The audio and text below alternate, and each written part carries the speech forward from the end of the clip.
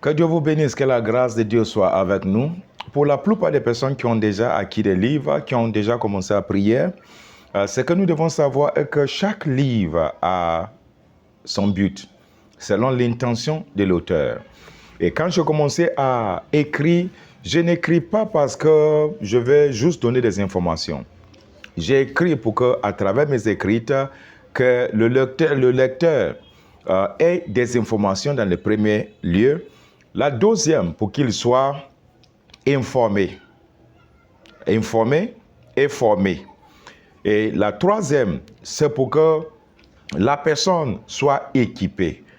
L'information, nous passons à la formation, nous avons informé, et nous passons à l'équipement. C'est l'équipement qui nous permet d'avoir des outils et aussi des armes pour que nous puissions combattre.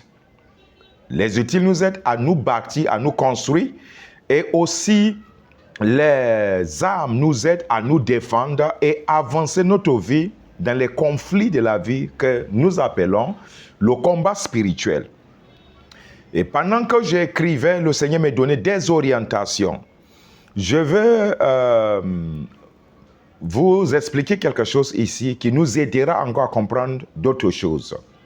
Dans le livre de Actes chapitre 8, à partir du verset 26, un ange du Seigneur s'adressant à Philippe, lui dit, « Lève-toi et va du côté du Midi, sur le chemin qui descend de Jérusalem à Gaza.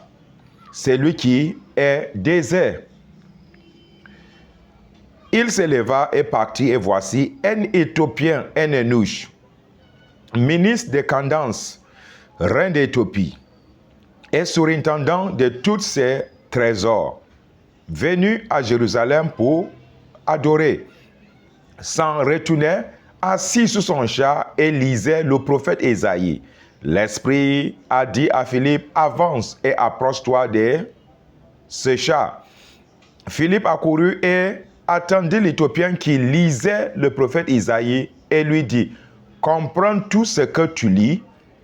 Il répondit, comment le pourrais-je si quelqu'un ne me guide? Et il invita Philippe à monter et s'asseoir avec lui.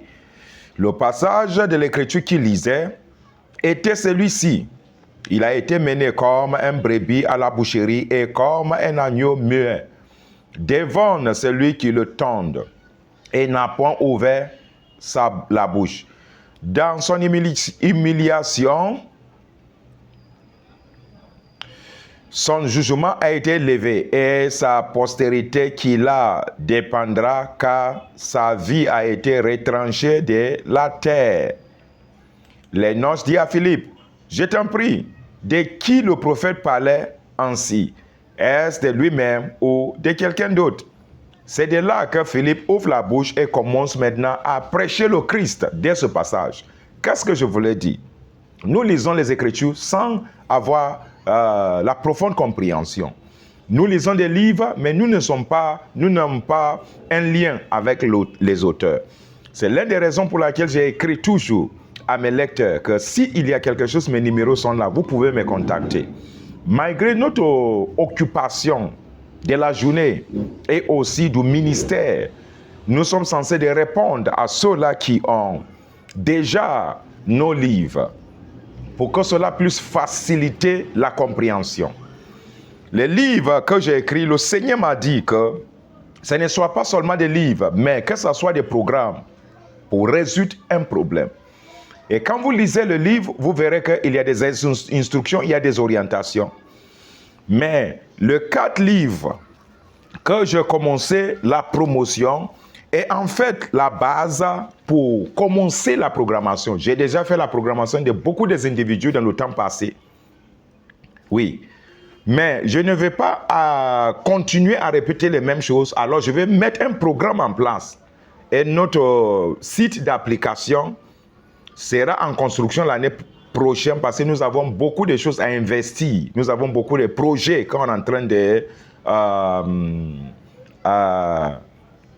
choses à réaliser.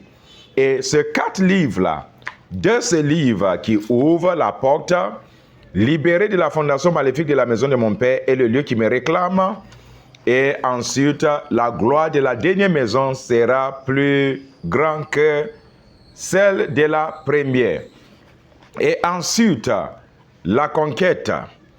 Après, la quatrième, c'est le secret pour vaincre le mari et la femme spirituelle. Nous passons au deuxième audio pour mieux comprendre.